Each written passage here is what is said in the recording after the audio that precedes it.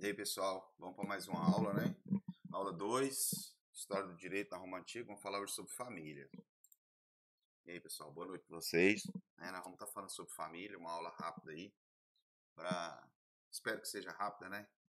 Para que a gente não demore muito e vocês tenham um feriado aí pela frente. Vamos lá, então. Dentro dessas questões do direito na Roma Antiga, nós vamos ter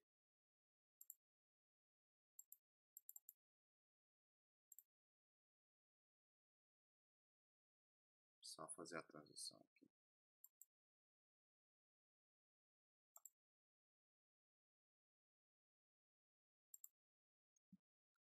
Vamos lá. Pessoal, vamos falar um pouco sobre o cotidiano da Roma Antiga. Deu uma enrolada aqui porque sumiu a apresentação aqui. Dentro da história da Roma Antiga, a gente vai estar falando um pouco sobre o cotidiano, para a gente poder falar de família. Porque é um pouco diferente do que a gente tem, né? É um pouco diferente ao mesmo tempo, é o que nasceu da nossa família. Nós mudamos, né, as coisas, né? Vamos lá, então. Então, a cidade do campo, as casas, como que funcionava? Roma tinha pouco espaço para moradia, né? Os blocos de apartamento eram construídos cada vez mais altos para amontoar mais pessoas e tornar os proprietários mais ricos. Roma tinha Roma tinha mais de 1 milhão de habitantes, pessoal. Você tem que entender que tipo uma Goiânia sem planejamento urbano, tá? E imagina todo mundo a pé, algumas carroças, vielas, casas grande parte de madeira, um banheiro para um cortiço inteiro, né, que eram bem altos, né? Então, e os romanos eram limpos, hein? Eles tinham higiene, tinha água que chegava até a cidade. É muito difícil, muito grande, muito amontoado, era muita gente vivendo lá dentro. Tá? Então a gente está aqui vendo mais ou menos como que era. Então eu quero que vocês comecem a ver como que é o ambiente para vocês entenderem família, tá? Cidade ou campo. Uma cidade romana era igual a qualquer outra cidade, cheia de barulho e da agitação de pessoas que iam para o trabalho. Isso é grande parte das cidades. Roma tinha várias cidades, né? Havia calçamentos, logicamente que a água chegava a algum lugar, mas havia a periferia romana. Muita pobreza, muito cortiço e muitas coisas. Bom, o que os romanos se divertiam? Como que era a vida cotidiana de uma família? Como que funcionava esse jogo?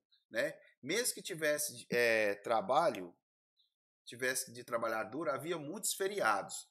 Essa ideia de feriado tinha muito na Roma Antiga, principalmente os feriados religiosos. E aí eles iriam, então, o governo romano geralmente fazia o quê? Eles faziam festividade com isso. Ou alguém muito rico fazia festividade para ter um apoio popular, que também era importante na política. Não que o povo votava, mas esse apoio do povo o fazia um homem notório, tá? E aí o que acontecia? Eles gostavam muito de jogos. Uma das coisas que a gente está percebendo aí, a gente pode ver uma guerra de gladiadores, uma luta de gladiadores que era extremamente apreciada naquela época. Que além de tudo ali se dava comida, vinho para as pessoas durante as festividades. Né? Tinha as festas que duravam dias, né? E isso aí o povo amava, adorava. Quem não gosta? Quem não gosta de uma festa? A gente gosta de exposição agropecuária, né? Eu não gosto nada assim de questão rural, mas eu acho muito bom a exposição agropecuária, vou lá, né? Acho bonito ver os animais, acho bonito ir lá, não gosto de ver rodeio, mas as pessoas gostam, lá tem show, então cria-se uma arena para a gente fazer aquilo. Vocês estão entendendo mais ou menos como é que os romanos... Então eles tinham muito disso direto, e o governo proporcionava, e isso era muito bom, né? Imagina você entrar no parque de exposição, bebendo e comendo à custa do governo da cidade. Era fantástico, né? Divertindo nos parquinhos e tal, vendo os espetáculos, isso aí era tudo. Então os romanos gostavam disso, tá? Bom, carreira. Sua carreira dependia inteiramente da posição de sua família ocupasse a sociedade romana. Então dependia de onde você nasceu, de quem era, né? De quem você era filho, o que você fazia. Se você era um açougueiro e tal, isso atrelava você, tá? A sua atividade profissional. Educação. Como que funcionava? As meninas tinham poucas aulas. Só as meninas mais ricas sabiam ler e escrever, tá? E logo sua mãe começava a ensinar os deveres domésticos. Então o estrava era ser uma boa filha, tá? Uma boa esposa, treinava ela para ser uma esposa. Pobres não poderiam pagar para ir para a escola. Então, pobre geralmente era para o trabalho, desde criança já ia trabalhar. As aulas duravam do amanhecer até o meio-dia. Então, as crianças, quando tinham um pedagogo, né, um professor, eles não iam lá e davam aula. Geralmente eram escravos gregos que davam essas aulas, davam aula de tudo. Para os meninos, para as meninas eram arte, né, música, né, que entra dentro do hall da arte, ler, escrever, é, é, é, aí vem prendas do lar e tal, tal, tal. Para os meninos, eles tinham tal ler e escrever, a matemática básica também para as meninas, só que para os meninos já iam além de geometria, já mais para engenharia, já estudavam mais leis, principalmente, né? Estudavam de política, de história, né? De filosofia política. Então, eles tinham um mais alto grau, e isso aí estou falando para famílias ricas. Para os pobres, não. O pobre tinha que trabalhar, tá? Bom, outra coisa que os romanos tinham muito, eu falei para vocês que os romanos eram limpos, e eles eram, né? Costumavam ser bem limpos, usar roupas brancas, túnicas, né? Aquelas túnicas com a faixa vermelha grossa, que não é de família patrícia, com a faixa mais fina é um cavaleiro, que é um plebeu enriquecido, que vem o cavaleiro. Então existiam esses banhos públicos, no qual essa água vinha pelos inúmeros aquedutos romanos, que é outra parte da engenharia romana que seria fantástico de estudar, mas não cabe aqui. E esses aquedutos chegavam até lá, e essa água era aquecida por escravos, né, da própria cidade, e que deixava lá para o banho. Então as pessoas tomavam banho. Nesse local eles se limpavam, né, que eles tinham um ferro curvo, né, de bronze, que o escravo passava assim no braço das pessoas para ir limpando, tirando a sujeira. Fala com os seus romanos, eles não conheciam o sabão. Os romanos eram fantásticos, pessoal. Dentro da cidade de Roma tinha banheiros públicos.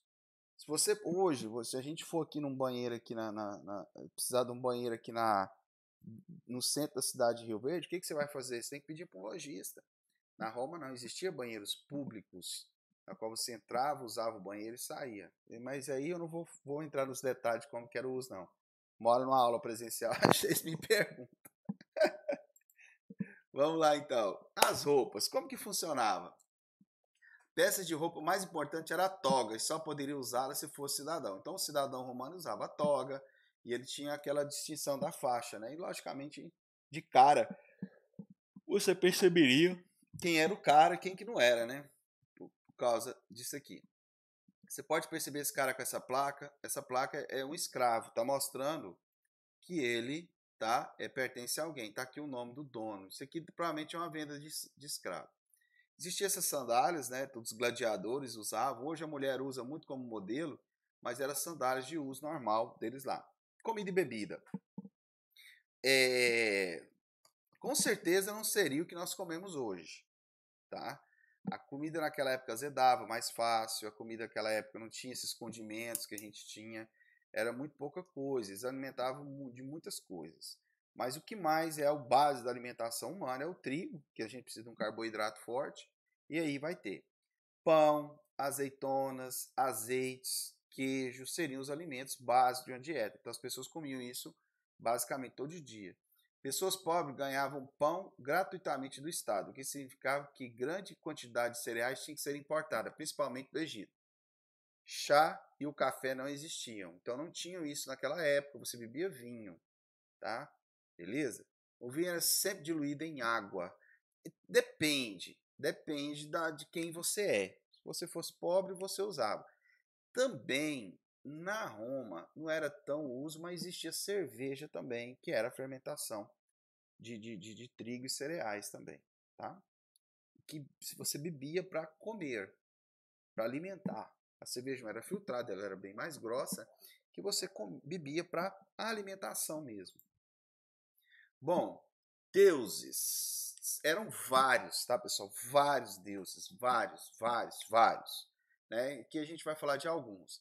Deuses diferentes cuidavam de diferentes aspectos da vida. As pessoas temiam os deuses e tentavam mantê-los felizes com oferendas e sacrifícios. Então, Júpiter, tá? Que é o mesmo Zeus, Deus do céu e do trovão. Juno, protetora do casamento. Essa aqui é Hera. Ceres, deusa das terras agricultáveis, é deusa da agricultura. Marte, o deus da guerra, o mesmo Ares. Vênus, Afrodite, deusa do amor, e esse aqui é Mercúrio, que é o mesmo deus Hermes, né? Das comunicações, né? Ele era o deus do comércio e de várias outras coisas também. Então existiam os deuses, esses são deuses públicos. Mas as famílias também existiam os lares, que eram os deuses particulares. A gente vai falar sobre isso. A lei e ordem, eu não preciso nem dizer quanto que eles são importantes. Durante a República, o Senado havia sido órgão de governo romano, formado pelos chefes das famílias mais importantes de alta. Vamos entrar então agora sobre a questão jurídica mesmo do direito romano, tá? Vamos lá então. O que era necessário? Status de liberdade. Como que você é livre? Eu não nasci do escravo, eu sou livre. Não, calma. Não é bem assim. O negócio não é bem assim. Status libertatis, que a pessoa fosse livre. Como? Status civil, tivesse cidadania romana, sim, e status familiar independente do poder de alguém, tá? Então, para você ter o status de liberdade, você deveria ser de família romana e você não poderia depender do seu pai, tá? Ou alguém, do pater. Se você fosse um cara que fosse de outra família, né, um cliente de outra família, você era um pater. Ou você era, né, subserviente ao pater.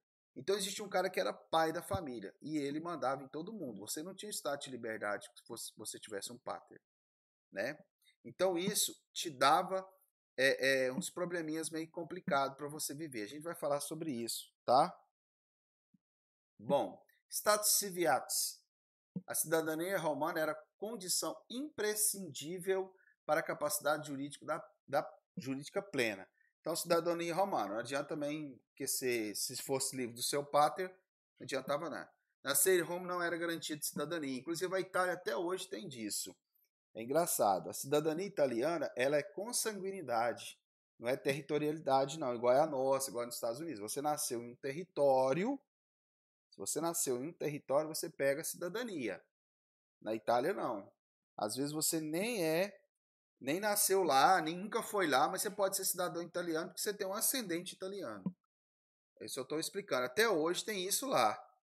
Então, não é nascer em Roma o fato, é você nascer de uma família romana. Entendeu? Somente os inimigos vencidos, cujo direito e independência não tivesse sido reconhecido, eram privados do uso de direito de origem, né? Então, quando você vencia alguém e desse direito para ele, tinha o direito de origem, que é o direito que eles têm lá. Vamos lá. Status civiatis. Quem era cidadão romano? Aquele que nascia de casamento válido pelo direito civil, ou se a mãe fosse de família cidadã. Aquele cidadão ou povos que, porventura, recebesse a cidadania por lei ou por vontade do imperador. Isso aconteceu. Foi Caracalla, eu acho que deu cidadania a todos os cidadãos, todos os que viviam dentro do território romano, para ele poder pagar, para receber mais impostos. Mas isso aí foi mais à frente. Cidadania romana poderia ser perdida, sim, não é igual a nossa, nós não perdemos. Ela poderia ser perdida através do captis diminutio, que era a diminuição ou perda do direito de cidadão. Este último, do direito civil. Que equivale à morte, pessoal, né? Porque o cara se lascava de vez, né? Com isso. Status familiar. Em Roma era de suma importância a situação do sujeito perante a família, pois o status familiar determinava a capacidade. Você nasce com direito, capacidade e personalidade, né? Sua capacidade é dada plena quando? Quando você completa 18 anos. É lógico que você tem todas as suas capacidades. Você passa a gozar de plenas capacidades. Aqui não. Roma não. Como que funcionava assim? Você poderia ter 70 anos. Se seu pai tivesse 85, você não tinha capacidade. Quem tinha era seu pai. Você poderia fazer qualquer coisa, mas se ele mandasse você desmanchar, você desmanchava. Ele poderia até te vender como escravo. Esse era o poder do pai. Caramba, tá coçando meu ouvido aqui. Para a completa capacidade jurídica do gozo, era preciso o indivíduo ser independente do pátrio poder, ou do pátria potesta, o direito do pai, né? O pai tinha o pater direito e o pátrio poder. Tem o direito e o poder sobre todos da família. Por quê? O que era a família na Roma Antiga? Era tudo. Semoventes, os animais. Dentro disso vinham os escravos, tá? Os objetos, os bens móveis e imóveis, a mulher e os filhos, e os clientes, se caso você tivesse.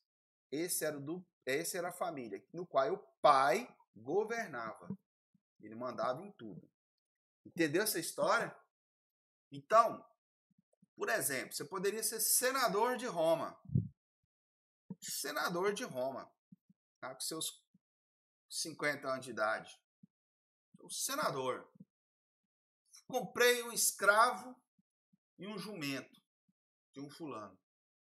Lá, paguei, beleza. Fui pra cá, chegou lá, meu pai falou, não. Pode devolver. Esse negócio eu não autorizei. Você tem que devolver. Você acredita nisso? O poder do pai era tanto que ele mandava. Se ele chegasse em você e falasse assim, agora é para você divorciar da sua esposa, ele divorciava. Acabou. Você não tem conversa. Você não casava se ele não quisesse. Você não pegava cargo público se ele não quisesse. Você não tinha direito nenhum se seu pai não quisesse. Tudo era vontade dele. E a ele você deveria obediência. De jeito. Não importa. Então sua capacidade dependia do que? Quem era plenamente capaz lá? Quem era pater. Tá? Tinha o pater potesta e o pater poder. E esse era sui iure. Ele tinha o seu direito, né? Sui iure, seu direito. Os outros são alien iure. Eles não tinham direitos. Beleza? Bom, dentro da organização da família romana, distinguiu-se dois tipos de pessoas que não tinham relação com a idade ou com o fato de ter paternidade, tá? Vamos lá. Tipos de pessoa. Que eu estava falando para vocês. Sui iure, totalmente independente. Sui, né? Vem de sujeito, de mim, eu, né? Iure, direito, leis, justiça. Eu tenho meus próprios direitos. Totalmente independente, sem um pater família. Um recém-nascido, se não tivesse ascendente masculino, era independente do pátrio poder. Então ele teria um tutor até ele completar uma certa idade e ali ele assumiria o poder da casa, da mãe, dos irmãos, tudo. Tudinho. O poder era total dele. Quem que é o alien iure? Pessoa sujeita ao poder de um pater família. Um ancião como pai anda vivo e que nunca tivesse sido emancipado. Por exemplo, se eu podia ser velho, se meu pai fosse vivo, eu não tinha direito nenhum. Já pensou você nessa condição? Até hoje, você comprasse um carro, uma moto, seu pai falava, devolve. Seu pai pegava e falava assim, você comprasse uma televisão, ou se você, eu vou casar com alguém, tal. Não, não pode. Né? E tudo que você constituía era do seu pai. Você pegasse, é meu, eu gostei dessa TV, é minha. Acabou. Você não tinha que falar nada. Se eu reclamasse, ele te vendia como escravo. Né? Vamos colocar, se até isso ele tinha esse direito. Porque todos eram dele. Você tem que entender o poder de propriedade da família. Ele governava e era propriedade dele. Semoventes, os animais. Os escravos, que era a condição de animal que falava. Animais falantes, animais não falantes, isso aí tá claro. Bens móveis e imóveis, né?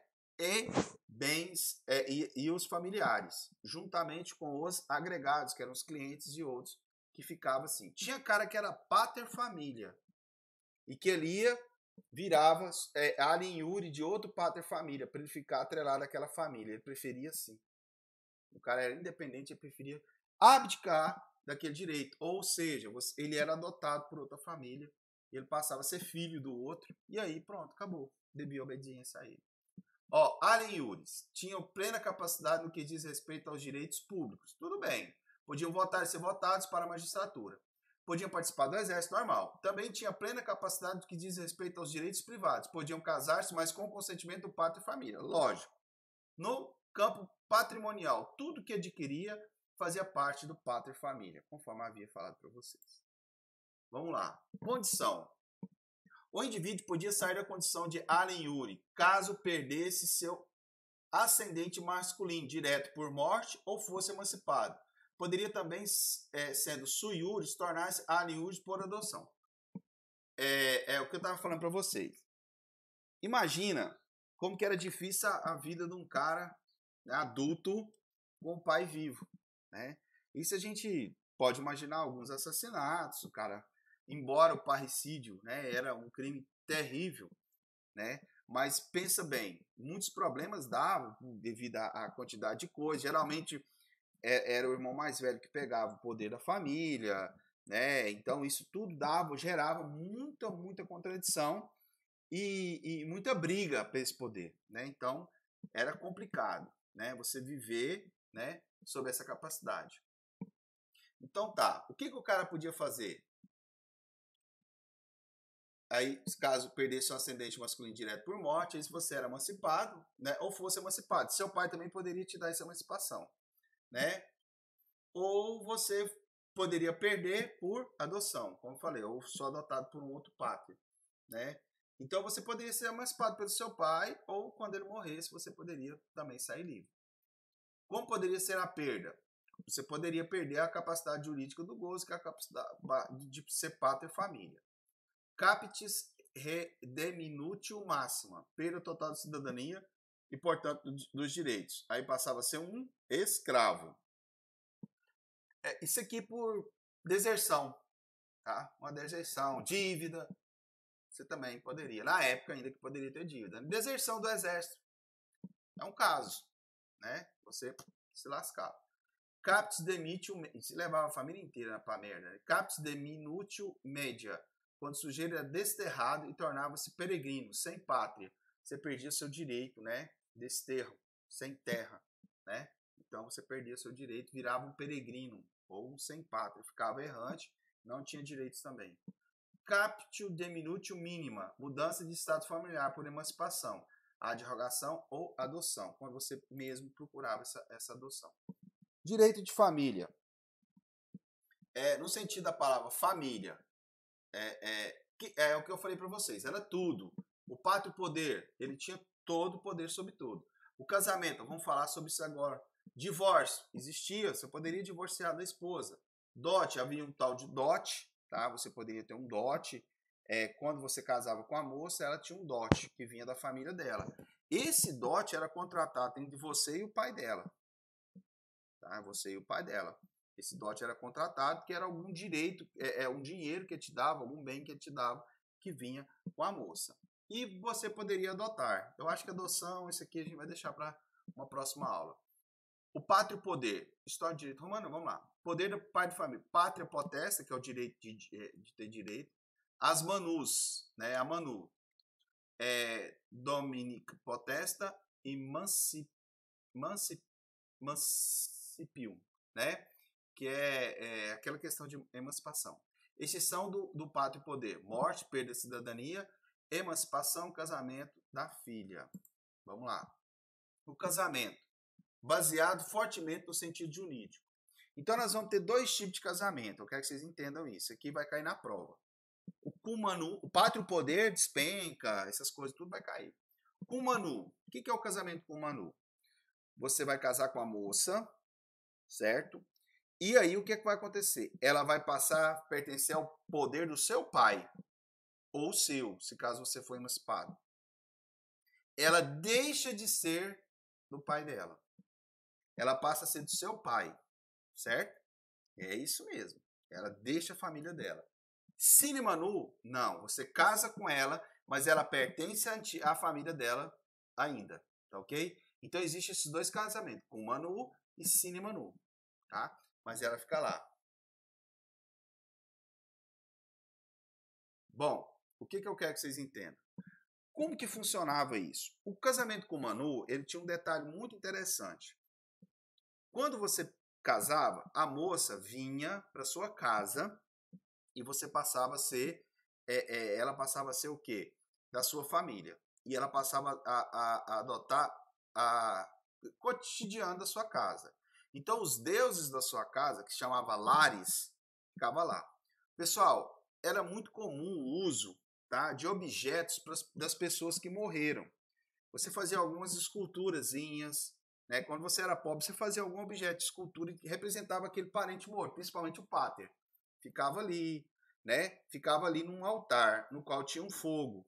Esse fogo nunca poderia acabar, nunca poderia ser extinto, tá? Então ficava ali. Quando você era muito rico, aí você já fazia os bustos, né, de bronze ou de mármore e deixava lá, tá? Aquele cara tá protegendo. Ou você fazia aquelas grandes estátuas e deixava lá, aquele fogo ficava. Máscara mortuária, o cara morria, fazia uma máscara dele, punha lá, e aí acendia um fogo. Aquele é os lares, os deuses da casa, que vai proteger todo mundo ali. Muito top esse negócio, né? Tanto que a Igreja Católica vai pegar isso, vai colocar, tira dos familiares e põe nos santos, né? Que aí passa até o culto aos santos, que tinha esse culto muito forte nos lares. Lógico que tinha os deuses normal, que era um culto geral, mas existia o culto da família, dos lares. Tinha esse fogo sagrado. E quem cuidava desse fogo sagrado do culto aos lares? O pater.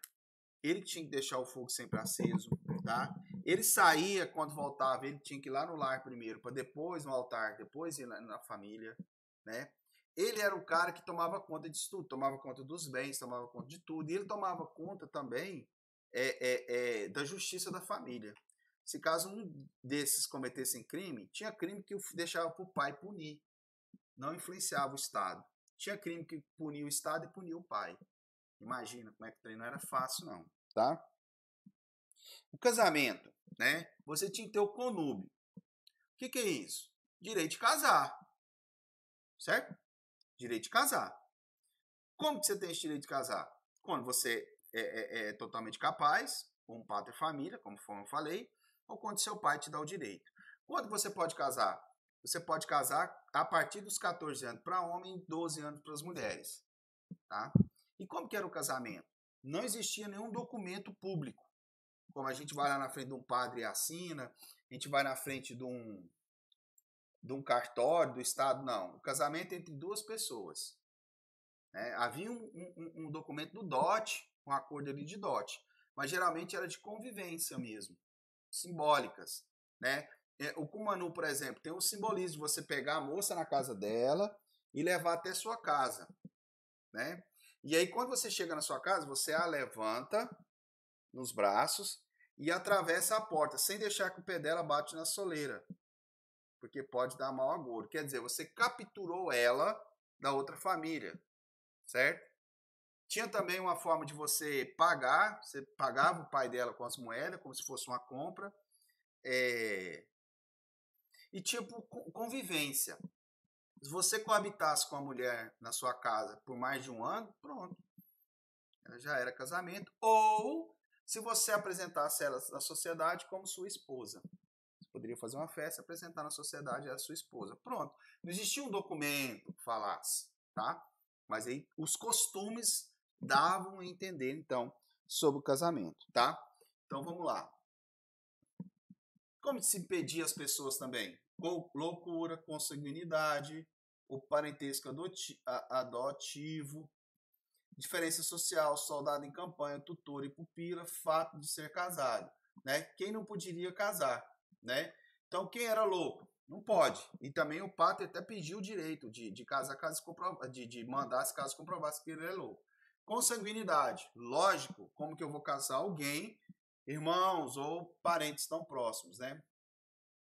O parentesco adotivo, se eu adotasse uma moça depois quisesse casar com ela, você não podia. Diferença social, em algum período, se caso você for patrício e plebeu, né? Mas assim, logo depois pôde. Soldado em campanha não podia casar. Lógico, o cara tá lá no meio do tutor e pupila, né? Por exemplo, a moça tinha bens, tá? Ela perdeu o pai e tal, e o tutor passa a cuidar dessa menina. Depois ele for querer casar com ela. Não pode.